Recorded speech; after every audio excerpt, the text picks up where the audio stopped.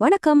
அப்போஸ்தலர் 2வது அதிகாரத்துல நடந்த அந்த வியக்கத்தக்க நிகழ்வுகளையும் பெந்தகோஸ்து ஞாயிறோட ஆழமான விவிலிய வேர்களையும் அலசு போற இந்த சிறப்பு விளக்க தொகுப்புக்கு உங்களை வரவேற்கிறேன்.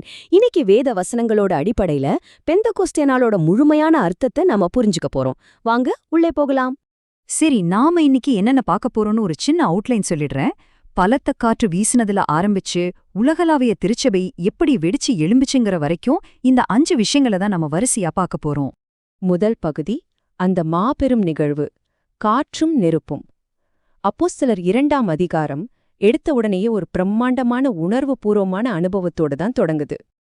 பலத்த காற்று அடிக்கிற முழக்கம், அக்னிமயமான நாவுகள். இந்த வார்த்தைகளை கவனிச்சிங்களா? இது சாதாரணமா நடந்த ஒரு விஷயம் கிடையாதுங்க. தேவன் தம்முடைய மாபெரும் வல்லமையோடு இறங்கி வர்றாரு அப்படிங்கறத உணர்த்துற ஒரு தெளிவான அடையாளம் இது. இப்போ ஒரு நிமிஷம் யோசிச்சு பாருங்க. பழங்கால மக்களுக்கு இந்த பலத்த காத்தோட சத்தம் எதை உடனே ஞாபகப்படுத்தியிருக்கோம்? ஆமாம், பழைய ஏற்பாட்டுல ஆதியாகமத்துல படைப்பின் மீது அசைவாடிய தேவனின் ஆவி, மனுஷனுக்குள் ஊதப்பட்ட ஜீவசுவாசம், அப்புறம் எசேக்கியேல் புத்தகத்துல உலர்ந்த எலும்புகளை உயிர்ப்பித்த அந்த தேவனின் ஜீவன் தரும் சுவாசத்தை தான் இது அவங்களுக்கு நினைவுபடுத்தியிருக்கோம். எவ்வளவு ஆச்சரியமான ஒரு பிணைப்பு இல்லையா? அதேபோல இந்த அக்னி நாவுகள் ஒரு மிகப்பெரிய இறையியல் மாற்றத்தை நமக்கு தெளிவா காட்டுது. அதாவது தேவனோட பிரசன்னம் இதுக்கு முன்னாடி வரைக்கும் ஒரு பௌதிக ஆலய கட்டிடத்துக்குள்ள மட்டும்தான் இருந்துச்சு. ஆனா இப்போ ஒவ்வொரு தனிநபர் மேலயும் அது நிரந்தரமா தங்கி விசுவாசிகளை ஒரு வாழும் ஆலயமாவே மாத்துது. இது நிஜமாவே ஒரு கேம் சேஞ்சர்னு தான் சொல்லணும். அடுத்ததா நம்ம 2வது பகுதி, வாரங்களின் பண்டிகை. சரி, இந்த மாபெரும் நிகழ்வை பார்க்கறதுக்கு எருசலம்ல ஏன் அவ்ளோ பெரிய சர்வதேச மக்கள் கூட்டம் கூடியிருந்துச்சு? இத புரிஞ்சுக்க நாம கொஞ்சம் வரலாற்ற பின்னோக்கி பார்க்கணும். இந்த பெந்தகோஸ்தே அப்படிங்கிறது ஒரு கிரேக்க வார்த்தை. இதுக்கு அர்த்தம் 50வது என்பதாகும். இது சும்மா ஒரு பெயர் கிடையாது. இது ஒரு குறிப்பிட்ட வரலாற்று மற்றும் கணித கால வரிசையை நமக்கு காட்டுது. இந்த காலவரிசை எப்படி அமைஞ்சிருக்குன்னு பாருங்க. பஸ்கா பண்டிகை, அதாவது கிறிஸ்து பலியான அந்த முதல் நாள். 3வது நாள் அவர் உயிர்த்தெழுந்தது.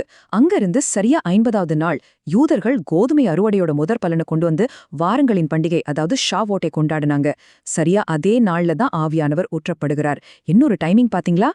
இப்போ இதுல இருக்கிற முக்கியமான ஒரு ஒப்பீட்டை நாம கவனிக்கணும். பழைய ஏற்பாட்டுல பண்டைய இஸ்ரவேலர்கள் சீனாய் மலையில கற்பலகைகள்ல நியாயப்பிரமாணத்தை பெற்றாங்க. ஆனா புதிய ஏற்பாட்டு பெந்தகோஸ்த நாள்ல ஆரம்பகால கிறிஸ்தவர்கள் கிருபையின் ஆவியானவரை நேரடியாக தங்களுடைய இருதயங்களிலேயே பெற்றுக்கிறாங்க. சட்டத்திலிருந்து கிருபைக்கு மாறுற ஒரு அருமையான தருணம் இது.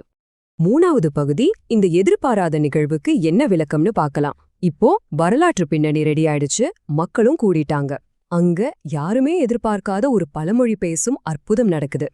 பல்வேறு தேசங்கள்ல இருந்து வந்திருந்த மக்கள் கூட்டம் இத பார்த்து அப்படியே உறைஞ்சு போயிட்டாங்க.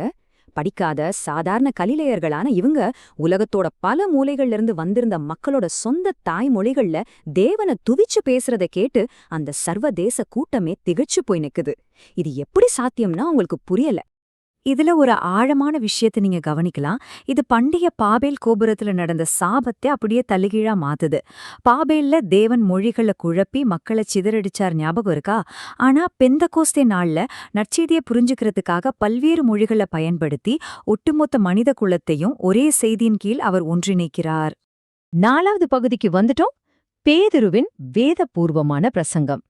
இதெல்லாம் பார்த்து கொண்டிருந்த சிலர் இவங்கெல்லாம் குடிச்சிட்டு போதையில உளர்றாங்கன்னு கேலி பண்ண ஆரம்பிச்சாங்க.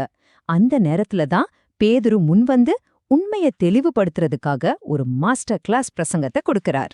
தன்னை வெறும் டிஃபெண்ட் பண்றத மட்டும் அவர் செய்யலங்க. ஒரு மிகச்சிறந்த இறையியல் விளக்கத்தை அவர் அங்க கொடுக்கிறார். அவருடைய அந்த பிரசங்கம் சந்தேகங்களை எதிர்கொள்றது, ஆதாரங்களை வழங்குறது, உண்மைகளை விளக்குறதுன்னு இந்த 5 முக்கிய தூண்கள் மேல மிகச் சரியா கட்டமைக்கப்பட்டிருக்கு. முதல்ல இது மதுபோத கிடையாது, மாறாக மாம்சமான யாவர் மேலும் தேவன் தம்முடைய ஆவியை ஊற்றுவேன்னு சொன்ன வாக்குத்தத்தத்தோட நிறைவேற்றந்தான் அப்படிங்கறத நிரூபிக்க அவர் யோவேல் தீர்க்கதரிசியோட புத்தகத்திலேருந்து வசனத்தை மேற்கோள் காட்டுறார். அதுக்கப்புறம் பேதுரு தன்னுடைய வாதத்தை சங்கீதம் 16ல கொண்டு போய் நிறுத்துறார். தாவீது ராஜா செத்து அடக்கம் பண்ணப்பட்டாரே, அப்போ அவர் உண்மையிலே இயேசு கிறிஸ்துவோட உடல் ரீதியான உயிர்த்தெழுதலை பற்றிதான் தீர்க்க தரிசனம் உரைத்தார் அப்படிங்கறத ரொம்ப லாஜிக்கலா நிரூபிக்கிறார். கடைசியா சங்கீதம் 110 பயன்படுத்தி ஒரு முத்தாய்ப்பான வாதத்தை வைக்கிறார். தேவனோட வலது பார்சத்துல உயர்த்தப்பட்டவரும் இப்போ இந்த ஆவியானவரை ஊற்றியவருமான இயேசுவே உண்மையான தெய்வீக மேஷியான்னு அடிச்சு சொல்லி தன்னுடைய பிரசங்கத்தை முடிக்கிறாரு பேதுரு. இது நம்ம கடைசி பகுதிக்கு கொண்டு வருது. உலகளாவிய திருச்சபையின் உதயம். பேதுரு வேதவசனங்களை அடுக்கடுக்கா பயன்படுத்தின விதம் அங்க இருந்த மக்களோட இருதயங்களை ஆழமா குத்துச்சு. அப்போ நடந்த அந்த ஆச்சரியமான நிகழ்வ பாருங்க.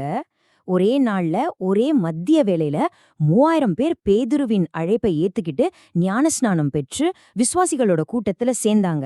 அந்த நம்பரை சற்றே கற்பனை செஞ்சு பாருங்க. 3000 பேர். இதுதாங்க உண்மையான கிளைமாக்ஸ். பயந்து போய் ஒரு அறைக்குள்ள முடங்கி கிடந்த 120 பேரோட கூட்டம் ஒரே நாள்ல 3120 பேரை கொண்ட ஒரு தைரியமான சமூகமா வெடிச்சு பெருகிடுச்சு. அதனால பெந்தகோஸ்தே அப்படிங்கிறது வெறும் ஒரு உணர்வுபூர்வமான காட்சி மட்டுமில்ல, அது உலகளாவிய திருச்சபையோட பிரம்மாண்டமான உதயம். இதுல உண்மையான அற்புதம் அந்த பழத்த காற்றோ இல்ல அக்கினி நாவுகளோ கிடையாது. புதுசா விசுவாசிகளான இந்த ஆயிரக்கணக்கான மக்கள் அப்போஸ்தலர்களோட உபதேசம், ஐக்கியம், அப்பம் விற்குதல், அப்புறம் ஜெபம் பண்ணுதல் அப்படிங்கிற உறுதியான தூண்கள் மேல தங்களோட வாழ்க்கையை கட்டமைச்சாங்களே, அதுதான் மிகப்பெரிய அற்புதம்.